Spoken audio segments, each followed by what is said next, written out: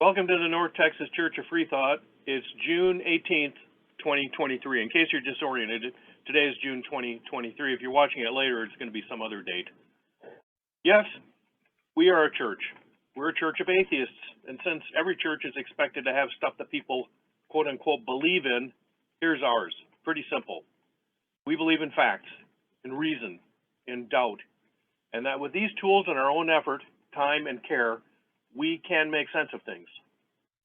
Now, when it comes to the many things that fall into the category of the objective reality that we all share, we're perfectly happy to defer, to some extent anyway, and often to a great extent, to others who have put forth a lot more time and effort than we could ever hope to in order to make sense of the things we can all see, hear, and otherwise perceive, or that we build machines to detect and measure for us, right? Because that's science.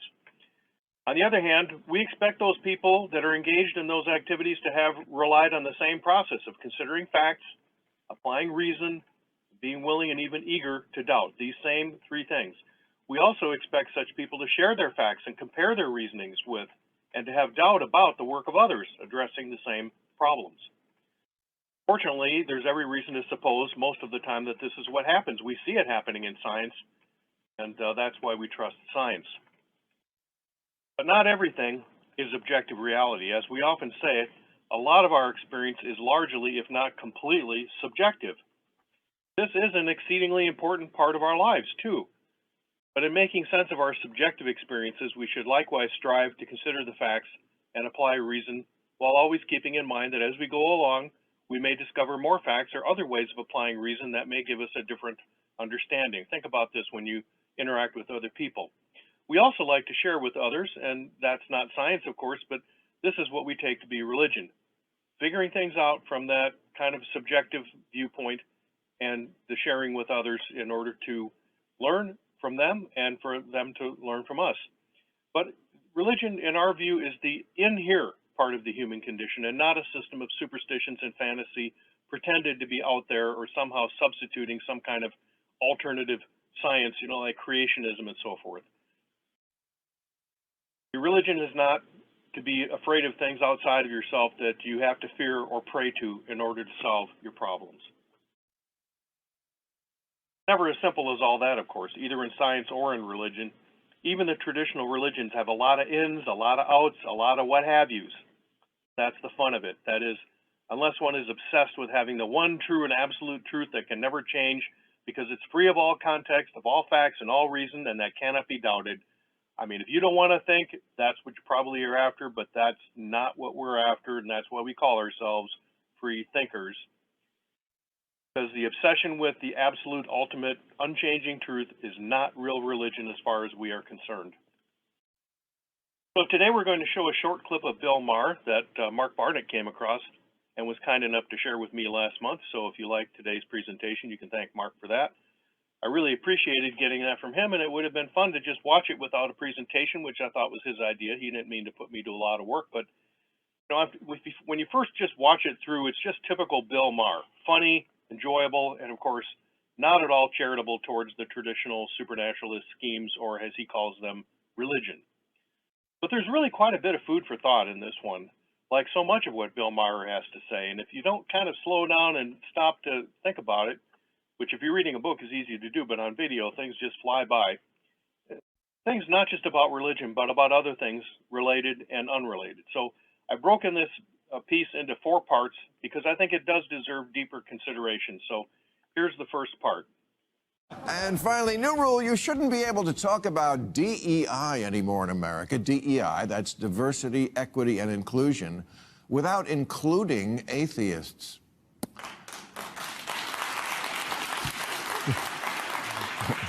Thank you, a few of you.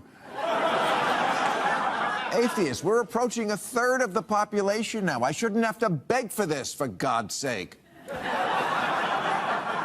It's outrageous. There are this many of us, and there is still zero representation in government.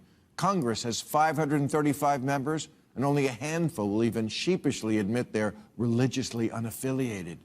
The Supreme Court is 2 Protestants, 1 Jew, and 6 people more Catholic than the Pope.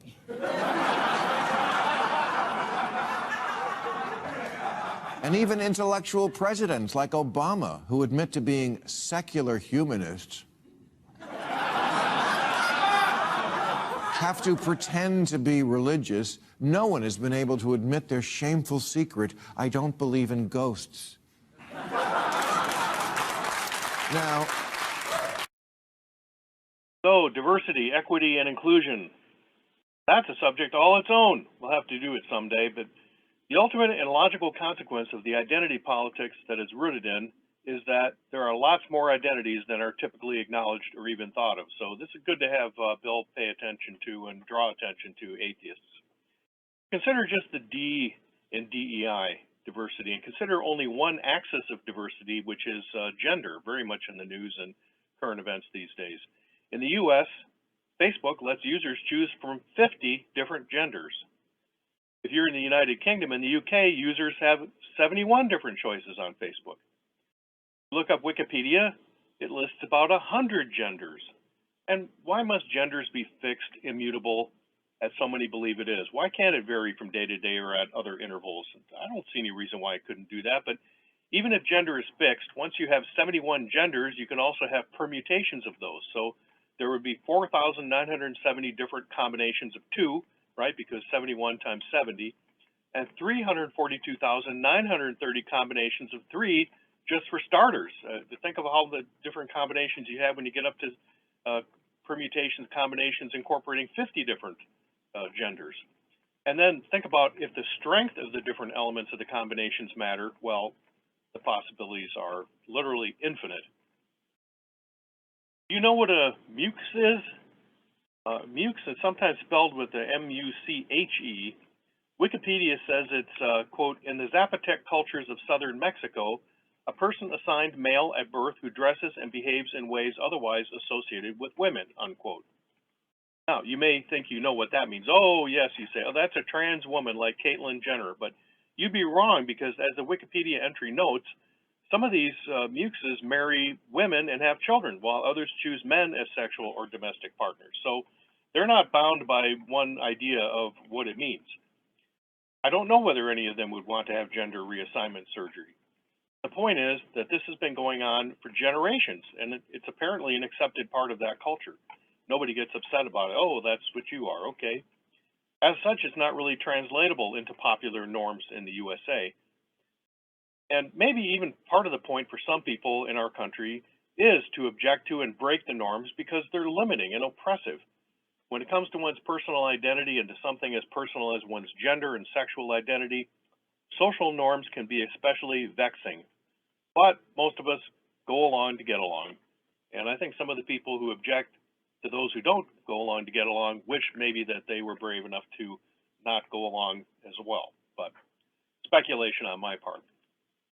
Now, in the United States, under federal law, there are protected classes of people, and it's these 10 variables and things within them: race, color, religion or creed, national origin or ancestry, sex, which includes gender, whether you're pregnant or not, sexual orientation and gender identity, also age, physical or mental disability, whether you're a veteran or not, information about your genetics, so people don't have to worry about getting genetic testing and then find that they're being discriminated against because it showed one thing or another, and also citizenship. You can't treat people differently because they have a permit to work, but they happen to be citizens of another country.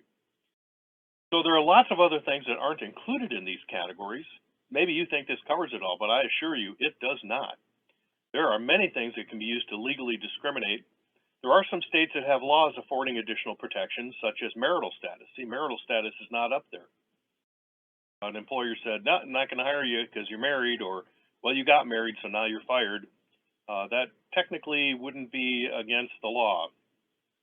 Also, lawful use of recreational drugs, that's not on the list. Or lawful doing anything else that the employer might object to. But here are just a few things that do not seem to be protected anywhere in the U.S., or maybe to some extent or another, but in most places of the U.S. You can discriminate against people based on their hair color, or absence of hair, or their eye color, or their family orientation. Oh, you're the part of that bad family, I don't like you. How about handedness? What if an employer said, no, not going to hire you because you're a lefty? Or let's say a left-handed employer said, "Now I only hire left-handed people. You're right-handed, get out of here." And of course, handedness goes to neurodiversity generally. Of course, if somebody has Asperger's, that could be classed as a disability or some kind of medical condition, but that would be very oppressive to the people that have that. I mean, nobody who's left-handed would accept the idea that there's something medically wrong with them, that they're disabled because they're left-handed. How about voice and pronunciation and vocabulary? Somebody that's very well spoken is going to be treated differently than somebody who's not. Height and weight and body type, right? You hear about people who are apples and pears, whether they carry a little extra weight mainly in their middle or in their butt and in their hips. Intelligence and IQ, nothing against, no laws against discriminating on that basis. How about food preference? Somebody likes wieners with buns? No, I'm not going to hire you because we don't hire people that will have their wieners with buns. Political opinions or party affiliations. Now, there are, I think, some state jurisdictions where it is illegal to discriminate on that basis, but anybody could have a business that says, "We're not hiring Republicans, you horrible Trumpistas." Or your home address. Maybe you live on the wrong side of the tracks. It doesn't care what race or ethnicity or anything like that. Or let's say you drive a foreign car and the employer really believes in Buy American. Oh no, you're driving a Hyundai, I'm not going to hire you. Also, music, film, TV preferences, tattoos and piercings there's a little controversy legally about that because it's been construed as free speech, but on the other hand, you're not going to want to hire somebody who's going to be free speeching on your dollar. But also looks generally, we all know some people are just kind of funny looking. And I think we could probably think of lots more as well. So people can discriminate all they want on these grounds where there are no state or local restrictions. Heck, there's no law anywhere prohibiting discrimination against people whose name starts with a vowel. You can just think of all these kinds of things. So yes, Ayn Rand said many things well worth thinking about. She's right, the smallest minority is the individual. Hell is other people, said the French existential philosopher Jean-Paul Sartre. Yet humans are a thoroughly and intensely social species. You are not alone is seldom if ever meant as a threat.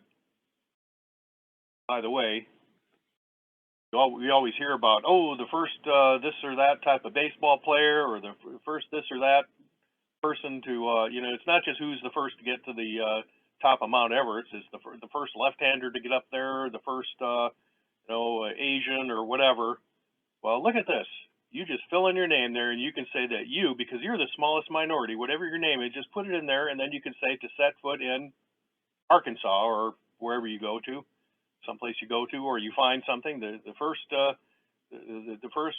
John Doe to find a $100 bill just flying around on the street, or to discover something that you discover, or to become something that you're not previously. So, smallest minority is one. And as I said, if hell is other people, though, it's the fact that people seem to want to live in hell rather than all alone. And one of the worst things you can do, of course, is to be sentenced to solitary confinement. That's kind of cruel and unusual punishment to be subjected too much to that. So humans readily form tribes based on a wide variety of characteristics. And of course, that's why we have to have this DEI business, because those tribes also readily fight with one another while engaging in all sorts of practices, such as promoting various big lies or pretending by a variety of tricks that they have a greater strength in numbers than they actually have. Yeah, I'm a Christian, and so you have to toe the line here, pretending that all Christians believe like they do. Or controlling the narrative of what the tribal distinctions mean in, for example, moral terms. And these different tribes form shifting alliances that are to their own advantage and to the disadvantage of others until it doesn't suit their purposes anymore. So we see some of this here. Bill Maher says that atheists are approaching a third of the population. Remember that? We just saw it. We're not approaching a third of the population. If you lump together atheists, agnostics, and people who say they are nothing in particular, a composite group, often referred to as nuns, and even if you throw in the something else, you're at 26%. Now, this is according to the Wall Street Journal and the National Opinion Research Center at the University of Chicago, considered a very reliable source. This is from a report that came out in March of this year, and I don't know where Bill Maher got his figures, but this came out just before Easter, and obviously he's talking about Easter, you'll see in a little bit. So this 26% is in line with the most recent data from Pew Research that had the religiously unaffiliated at around 29%. And currently, if you go and search this up, it's quoted as anywhere from 20 to 29%. That's not a third of Americans who are atheists, actually atheists, or self-identify as atheists. Now, the Wall Street Journal National Opinion Research Center survey of this year has atheists at 4%. If there was a recognition of the fact, which there's not, that agnostics are really atheists, then we could make it 12%. The category of agnostic, that could include atheists afraid to admit to it, atheists, people who honestly just don't care, they're apathetic about the whole thing, as well as pantheists, offbeat goddesses of a variety of flavors, and maybe even some more secular-minded or doubtful God believers. Going along to get along is pervasive, even when it comes to polls. Nothing in particular and something else are also open to interpretation. May, for all we know, include none of your business, or I just want to be done with these stupid questions. Now, for what it's worth, probably worth a lot, it is to me anyway, many people in the same study said that religion is not all that important to them. This is amazing, really, think about it. If it's really true that religion has to do with God and whenever, when people are going to go for all eternity, whether they enjoy heavenly bliss or being tortured forever, remember, in hell, it's telling that 40% of respondents said that religion is not that important or not important at all. Now that has to include a good chunk of believers since it's way in excess of the 26% of potential unbelievers. It has to include that 40%, some who say they are Catholics and Protestants. Well, Bill Maher is absolutely right when he observes that atheists are underrepresented among elected officials and completely unrepresented on the U.S. Supreme Court. It's not hard to understand why. How many politicians pretend to be atheists to get votes versus how many politicians pretend to be Christians to get votes? It's about virtue signaling. People don't want to have to look at others or consider what the facts are in order to decide whether they're the good guys or the bad guys. You just put a cross on. See, that just shows how virtuous you are. And virtue signaling has always been the specialty of those who hold themselves out as being the best connected with God. Meanwhile, such people have always demonized atheists because, well, atheism is the biggest threat to their ongoing scam. And historically, it's the biggest threat to rulers who claim the divine right of kings to justify their authority. As for the Supreme Court, when you have a U.S. president that is in the pocket of Christian nationalists, that president gets to put 3 people on the Supreme Court. Where is he going to find 3 reliable anti-abortion zealots willing to overturn Roe v. Wade? Where but among Catholic lawyers? Does former President Obama, I wonder, does he still dutifully attend Christian services? And even if he knows the press will not be there, is he still going now that he's not looking to run for higher office? But let's move on. Now, next Sunday is Easter, so enjoy. First you've heard of it? Okay. Yeah, enjoy if that's your thing. Bunny rabbits that shit eggs to celebrate the Son of God. Whatever floats your ark. But it's not fair that people who belong to one of the big religions, they all get this cosmic personal day where the world revolves around them. I mean, here we are in the middle of the great egg shortage, and yet next Sunday we're going to take the few eggs we have and hide them in the yard.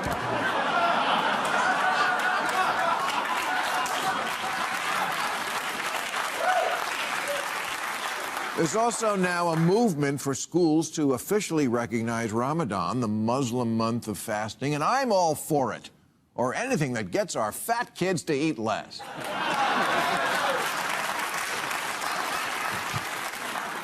But while approximately 3 million Americans celebrate Ramadan, 100 million say they have no religion at all. What the fuck? Where's our day? Is that really so much to ask that this many people get one day a year when we recommit ourselves to observable reality?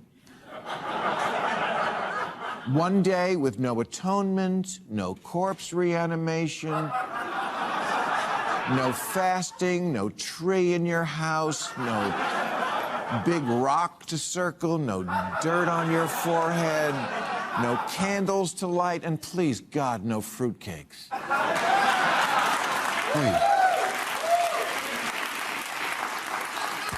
Just a yearly 3-day weekend to celebrate your deeply held belief that with Monday off, you can drink on Sunday night. And get to sleep in, because there is no place to gather. To affirm we all believe the same shit. We know what we believe and what we don't believe. We don't need to rub elbows with other people who don't believe it too. And we don't need to commercialize our holiday like all the other religions do. Atheist Day is about not buying something. Like virgin birth, I'm not buying it.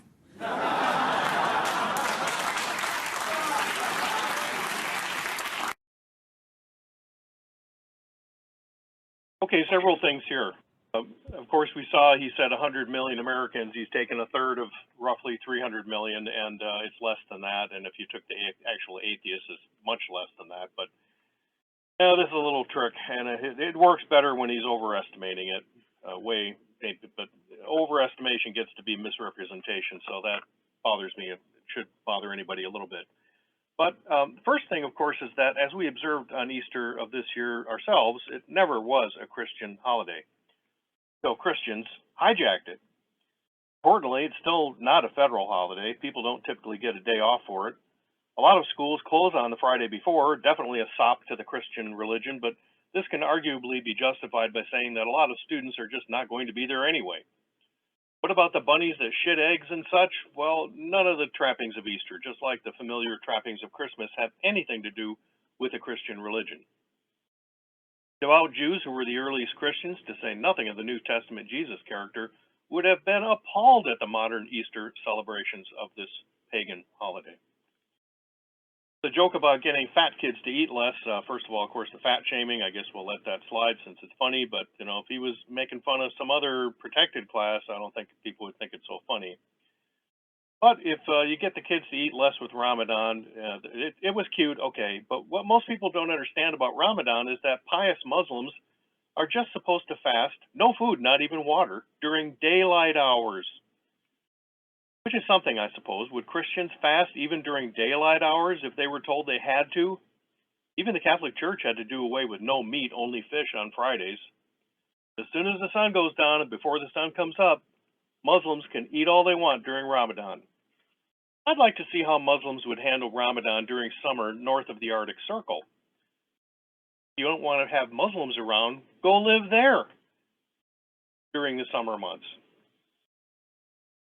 Interestingly, a 2019 study reported that obese, but not normal weight, Muslims lost around 1 to 2% of their body fat percentage over Ramadan. But this was regained in the 2 to 5 weeks after Ramadan. So what's the point of fasting when they're just going to make up for it afterwards? So Bill Maher might be kind of sort of right. It would be better if Ramadan, or any holiday or holiday season, I suppose, imposed or at least encouraged more exercise. Shopping could help, that's exercise, but not the way that most people shop today, which is online. Although many freethinkers enjoy holidays, many also seem to have mixed feelings about them. I know I do. The whole idea of everybody being expected, not just to take off from work or get paid time and a half, which is fine for most, but to do certain things, including listen to certain music, eat certain foods on a special day, to enjoy doing those things on pain of being labeled a Scrooge or a Grinch, seems a bit oppressive. And if one needs to do certain things, travel by air, for example, when everyone else is doing it, that can be oppressive as well as more expensive. As is observed most every Christmas, if generosity and goodwill towards others are such great things, why are they restricted to that one time of year? Freethinkers recommitting to unbelief, recommitting to a reliance on facts and reason, while always exercising a healthy measure of doubt and skepticism, that is or should be a way of life, not an annual or an occasional day to remind oneself, oh, I guess I better be reasonable today because it's Atheist Day.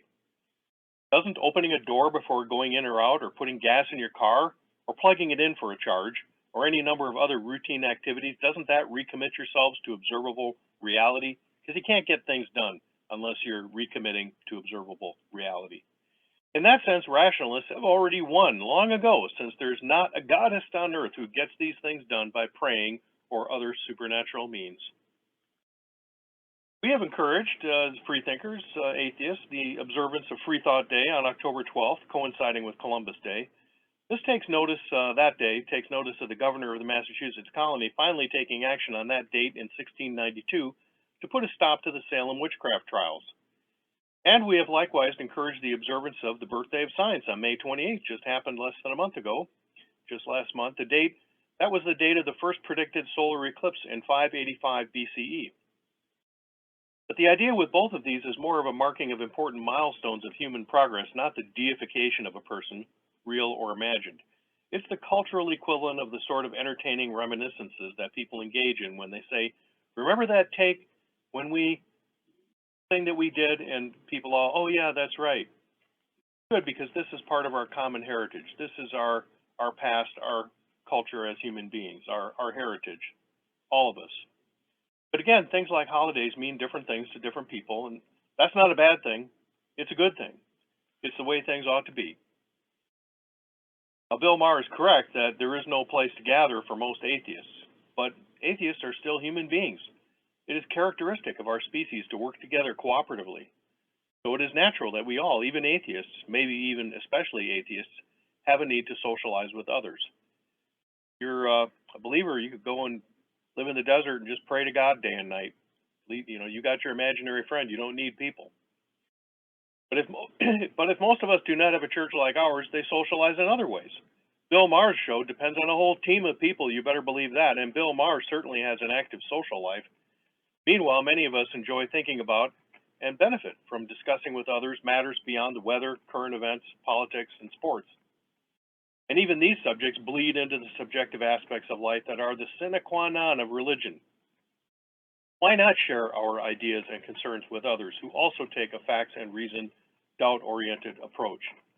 We're not going to make much progress trying to do it with people who think all truth comes out of their sacred books. And do we really know what we believe and don't believe? If we have all the answers, then of course there is no point of doing anything with others who also have all the answers, but just bow down and pray and chant and parrot back dogmas and doctrines to each other. But how do we know we're on the right track? Let alone know even some of the answers or even the questions until and unless we check ourselves against others. When facts and reason informed by doubt are our guide stars, then we are open to questioning our beliefs and either improving our understanding of the nature and implications of those beliefs and unbeliefs, or in exchanging them for better ones. It works for science, and there's no reason it can't work in religion as long as you have the correct idea of what religion is. After all, none of us are born with beliefs. Beliefs are not body parts, so how else do we come by them? Obviously, from an early age, other people, beginning usually with our parents, are where we get them. So Bill Maher is right to belittle people for getting together for no purpose other than mutual brainwashing. But if religion is about discovery and growth, learning, expanding our understanding, then doing it cooperatively makes a great deal of sense. We have the numbers. We can do this. The fastest growing religious group in the United States are nuns. No, not the kind who used to beat you with a ruler for being left-handed. I mean people who, when asked how much they want to be involved with a religion, say none. The unaffiliated share of the population, consisting of people who describe their religious identity as atheist, agnostic, or nothing in particular, has risen from 5% in 1972 to 15% in 2005 to 32% today. You're welcome.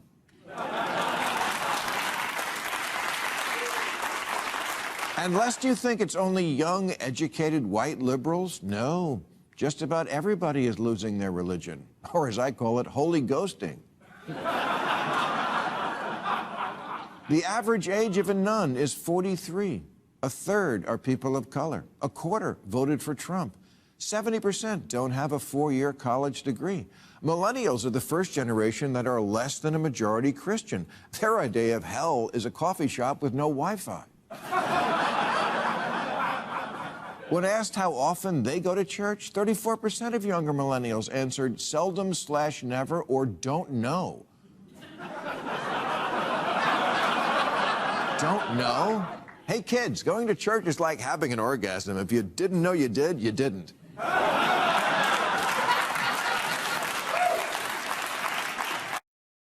All right, so again, very little is known about the nuns. Remember, it's those different people all folded into this one big group.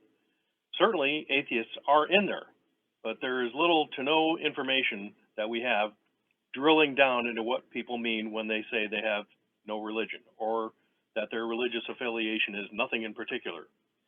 Doubtless, if you ask people what their favorite food is, some might say, I don't have a favorite. That's what I might say, but it wouldn't mean that I don't eat or don't have any preferences at all when it comes to food. Even very detailed opinion surveys would probably find that there is so much variability that it would be difficult, if not impossible, to categorize them all adequately. And this, really is reminiscent of or similar to the experience of the British in India, which, as most of us know, is dominated, at least was traditionally before the Muslims invaded, dominated by the Hindus. So this is Wilfred Cantwell Smith, who was a comparative scholar of religion. In his 1978 book, The Meaning and End of Religion, and let me hasten to add that the word end in the title of his book means point and purpose and not ending or destruction. He said that, this is researched by him, the Census of India in 1941 gave up the attempt of previous British censuses to enumerate the Hindus, because the census officers reported that they had been forced into realizing that the boundaries of Islam and Christianity, you could pretty much tell who was who, but in the Hindu community, you couldn't tell that. There's just so much variability in what is called Hinduism that it is anything but a single religious tradition. And if you look online, you'll see that Hinduism is said to be that atheists can be Hindus and pantheists can be Hindus. So it just doesn't sort out the way we're used to thinking about religion in the West. Honest attempt to sort people into in India into and out of it is impractical, if not impossible. And I think the nuns may be like that. Well, Bill Maher is just factually incorrect to say that the nuns are people who, and this is his words, when asked how much they wanted to be involved with a religion, say none. That's not what the surveys ask. What they ask is, what is your religion? Or, what is your religious affiliation? To say none to the latter is not even the same as having no religion, and neither are the same as being atheist, much less rejecting supernaturalism.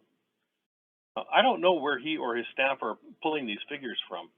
The only 32% figure that I could get from pouring through some of these published studies in the last 10 years or so is that in 2021, the Pew Research poll found that 32% of all respondents who said that they seldom or never prayed. So in that same, and are those atheists because they don't pray? I mean, you could make that argument too, I suppose. In that same study, the nuns overall came to 29%. So maybe that's where Bill Maher got that 1/3 earlier. Now, among younger millennials, it was actually 36%, with a sixth of those, 6%, identifying as atheists. I hope Bill Maher is right, or that his people looking up the numbers got it right about the average age and other demographic characteristics of nuns. And if you really hate former President Donald Trump, Maher's the one who brought it up, not me. Look at it this way, 25% is lower than the percent of the vote that he got overall in 2020. If he'd gotten only 25% from everyone, it would have been an absolute landslide for Biden.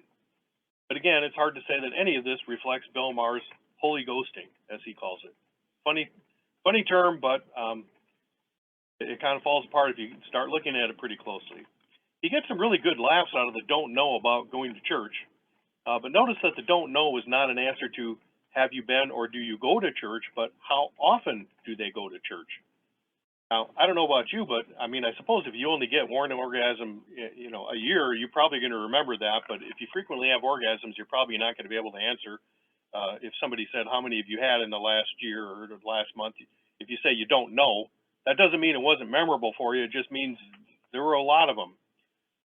The other flip side of this is that, as many of us know, some people may go to visit family that drag them to church or try to drag them to church. And if they did go, If they went along with it, they might not remember it because it was nowhere near as memorable as an orgasm, and maybe they were listening to their tunes or playing a game on their phone during the chanting and threats of hellfire and damnation. So I'm not as amazed as Bill Maher is at the idea that many people ask that question, even amongst the nuns would say that they don't know.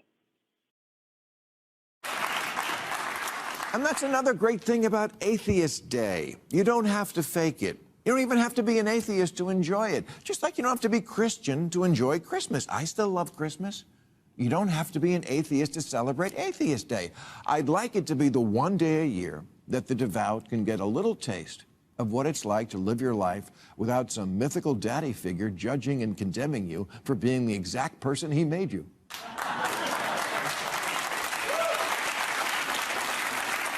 Atheist Day should be a day for believers to stop and ask yourselves, why? Why? Why make up a being who's constantly disappointed in you? You don't need it. You've got your wife. And your parents, your siblings, your coworkers, your trainer when you don't give 110%. There are plenty of people right here on Earth who will gladly make you feel like a lame, incompetent fuck-up. Why make up one more? It's like adding an extra mother-in-law. Why always be tormented? I better not make Jesus cry. Baby Jesus cry. Why? Is he sitting behind you on a plane? Wouldn't you like one day, one goddamn day in the year when for 24 hours you can tell your God to climb down off your ass? Because trying to please a man who's not there sets you up for a lifetime of misery. Just ask Tiffany Trump. I love Bill Maher's closing. That's the fourth piece of the video. And he's right that no one needs to be an atheist to celebrate atheism or his proposed Atheist Day. It's fun to think about, even though it's about as likely to happen as the Pope becoming an atheist. Well, the Pope might already be an atheist for all we know. We know he's an atheist about many gods. And that's the other thing. Bill Maher could have also said, and I wish he had said, that everyone is an atheist about the gods they don't believe in. Jews and Christians could celebrate not believing in Allah. Muslims and Jews, they could finally get together and slap each other on the back and celebrate that they don't believe that Jesus is God. And all of them could join with Hindus in celebrating that they don't believe in Quetzalcoatl or Thor. Bill Maher could have had fun with that, I'm pretty sure. That we are all atheists about most deities ever believed in shows that, in a very important sense, we are united by our doubts. We all have a lot of doubts about a lot of things, or we should have. While we are divided by our beliefs, I mean, when you've got a bunch of different people all being certain of something that is different from group to group, and that's true in religion and in so many other things. Doubt, therefore, when possible, is to be preferred to beliefs. So please, think about that. That's our preaching. Be querulous about beliefs. Be careful. Doubt is to be preferred because that's how you get from any belief to a better one. Real quickly, our principles, of course, we mentioned facts, reason, and doubt. Also, it's all about pursuing happiness. We agree with the Declaration of Independence about that. We agree that discovering the good and appreciate this one life that we know is very high priority, and love, which means the assignment of meaning and purpose, what we value, super important, and what you find valuable and what you decide to love can be different from me, and that's fine. I'd like to hear about what you put value on, and I hope that you'll be interested in hearing what other people put value on, because that's how we learn. Quick mention of some things that happened on June 18th on this day in history. In 1858, Darwin received a report from Alfred Russel Wallace. You probably never heard of him, but Alfred Russel Wallace was almost the guy who came up with the theory of evolution.